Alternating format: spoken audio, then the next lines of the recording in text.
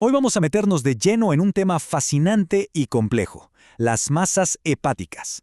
La idea es ofrecer una guía, un mapa claro, desde el punto de vista de un cirujano, para entender cómo se toman las decisiones críticas.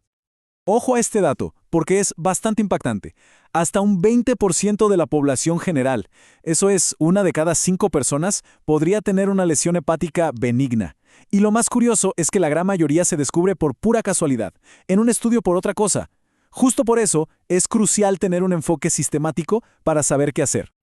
Bueno, esta es nuestra hoja de ruta para hoy. Vamos a ver un panorama general, nos meteremos con las masas infecciosas, las benignas, las malignas y claro, las opciones de tratamiento y los principios de la cirugía, un recorrido completo. Entonces empecemos por las masas infecciosas, los abscesos. Y aquí la primera pregunta, la más importante es, ¿qué lo está causando? Porque claro, el tratamiento va a ser completamente diferente si es una bacteria, un parásito, hay que saber contra qué se está luchando. El absceso piógeno. Este es, digamos, el más frecuente en países como Estados Unidos. Y lo interesante es su origen. Generalmente no es un problema que nace en el hígado, sino que es una consecuencia de otra infección abdominal. Pensemos en una apendicitis, una diverticulitis.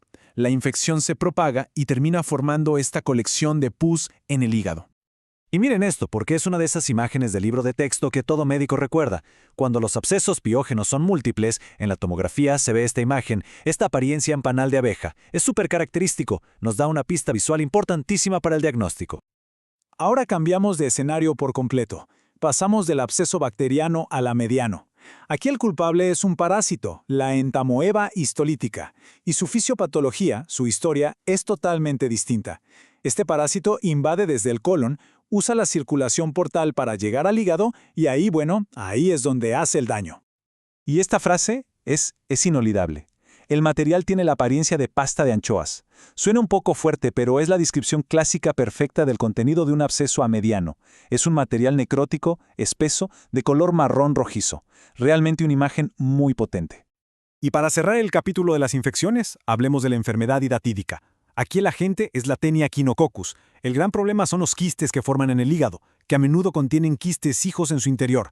Y el riesgo, el verdadero pánico para un cirujano, es que uno de estos quistes se rompa durante la cirugía. Eso podría causar un shock anafiláctico fulminante.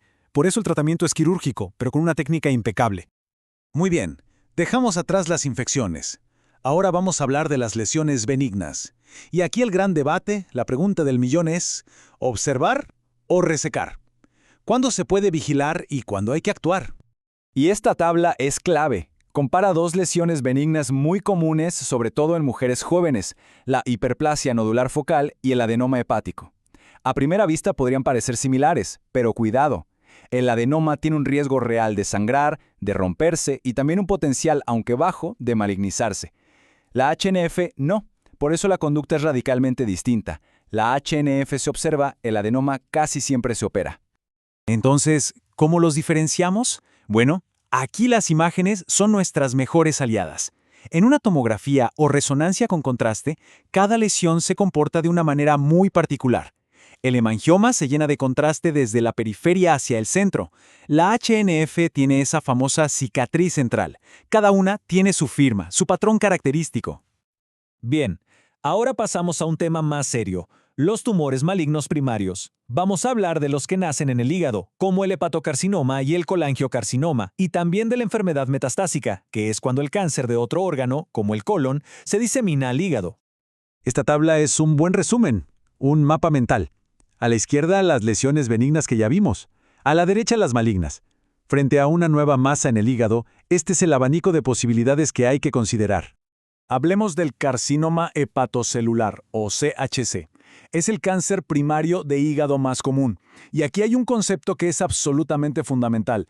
El CHC es un cáncer que, en la gran mayoría de los casos, crece sobre un hígado enfermo, un hígado cirrótico.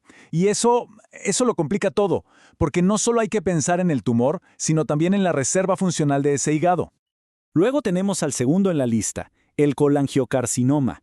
Este es distinto. Su origen está en las células de los conductos biliares. Por eso su presentación clínica suele ser diferente a la del CHC. Muchas veces debuta no como una gran masa, sino con síntomas de obstrucción biliar, la famosa ictericia, cuando la piel y los ojos se ponen amarillos. Ok, Una vez que tenemos el diagnóstico, ¿qué hacemos? Pasemos a ver el arsenal terapéutico con el que contamos hoy en día, que la verdad es cada vez más amplio y sofisticado. Y esto es importantísimo. Tratar un cáncer de hígado rara vez es aplicar una sola terapia. Hoy hablamos de enfoques multimodales. Se combinan la resección, el trasplante, técnicas de ablación local como la radiofrecuencia, terapias que van directo al tumor a través de las arterias. Es una estrategia diseñada a medida para cada paciente por un equipo de especialistas. Y para el CHC en particular, el camino a seguir está muy bien definido por algoritmos. ¿Y qué hacen estos algoritmos? Básicamente, ponen en una balanza dos cosas. Por un lado, cómo es el tumor. Tamaño, número, ubicación. Y por el otro, cómo está el hígado del paciente. Ese equilibrio define todo. El primer paso, la primera pregunta, siempre es, ¿se puede resecar? La resección quirúrgica ofrece la mejor oportunidad de curación, pero, y este es un gran pero, solo se puede hacer si el paciente tiene una buena función hepática. Si el hígado está muy dañado por la cirrosis, una cirugía grande podría ser fatal. Bien, si la resección queda descartada, la siguiente gran opción curativa es el trasplante. Pero no es para todos. Hay que cumplir con unos criterios muy estrictos, los famosos criterios de Milán, que limitan el tamaño y el número de tumores. ¿Por qué? Para asegurarse de que el nuevo hígado se le dé a quienes tienen más chances de curarse a largo plazo. Y ahora, para terminar, vamos a meternos en el corazón de la cirugía hepática. Vamos a hablar de los principios que hoy en día permiten hacer resecciones que antes eran impensables y hacerlas de forma segura. Aquí hay un cambio de paradigma total. La cirugía de hígado moderna no se trata de cuánto hígado se saca, sino de cuánto hígado sano se deja. Ese pedazo que queda, el remanente hepático futuro, es el protagonista. Tiene que ser lo suficientemente grande y funcional para que el paciente sobreviva y se recupere. ¿Y qué pasa si ese remanente es muy chico? Bueno, aquí es donde entra una técnica increíble, la embolización de la vena porta, o EVP. Lo que se hace, en términos simples, es tapar la circulación de la parte del hígado que se va a sacar. ¿Y qué logra esto? Que la otra parte, la que se va a quedar, se ponga a crecer, a hipertrofiarse. Es como forzar al hígado a prepararse para la cirugía. Una maravilla. Y todo esto nos lleva a la pregunta final, la que mira hacia el futuro. Con técnicas mínimamente invasivas, con este arsenal de tratamientos, con la capacidad de hacer crecer el hígado, ¿dónde está el límite? ¿Qué es lo que definirá la resecabilidad en la próxima década? Sin duda, es un campo que no deja de sorprendernos.